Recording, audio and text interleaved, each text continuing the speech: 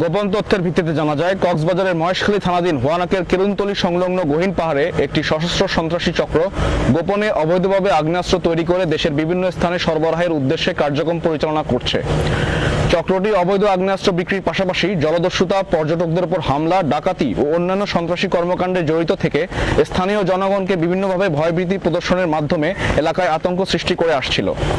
প্রাপ্ত তথ্যের ভিত্তিতে আজ 17 জুলাই 2026 শুক্রবার সকাল 6টায় কোস্টগার্ড স্টেশন, শাহপরী, টেকনাফ, বাহারছড়া, ইনানী, কক্সবাজার ও মহেশখালীর সমন্বয়ে উক্ত এলাকায় কুখ্যাত সন্ত্রাসী মিন্টু বাহিনীর আস্তানায় একটি বিশেষ অভিযান পরিচালনা করা হয়।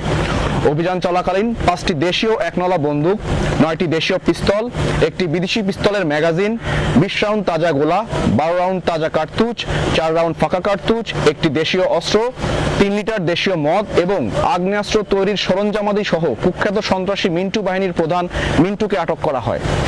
আটককৃত সন্ত্রাসী ইমাম হোসেন মিন্টু কক্সবাজারের মহেশখালী থানার হোয়ানকের বাসিন্দা।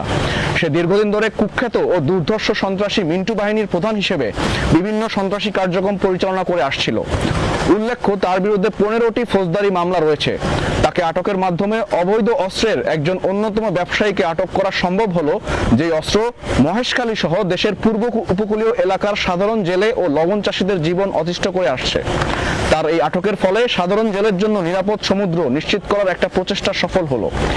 এই বাহিনীর অন্যান্য সদস্যদের আটকে গোয়েন্দা নজরদারি ও টহল কার্যক্রম জোরদার করা হয়েছে।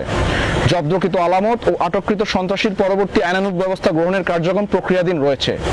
সুন্দরবনের জলদস্যু ও বনদস্যু দমনে জিরো টলারেন্স নীতি বাস্তবায়নের মাধ্যমে বাংলাদেশ কোস্টগার্ড যে সফলতা অর্জন করেছে, এই ধারাবাহিকতায় মহেশখালী সহ দেশের অন্যান্য উপকূলীয় অঞ্চলেও জলদস্যুতা, সন্ত্রাস, ডাকাতি, অবৈধ অস্ত্র তৈরি ও চোরাচালান নির্মূলে গোয়েন্দা নজরদারি ও বিশেষ অভিযান ভবিষ্যতেও অব্যাহত থাকবে।